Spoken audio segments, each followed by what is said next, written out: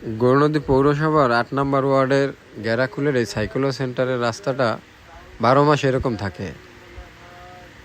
তো এর কোনো সমাধান হয় না কখনো, পানি নামার জায়গা নাই। তো এখন ভালো একটা সুযোগ আছে, সামনে নির্বাচন স্থানীয়। তো এইখানে প্রায় 10 জন প্রার্থী আছে এই ওয়ার্ডে।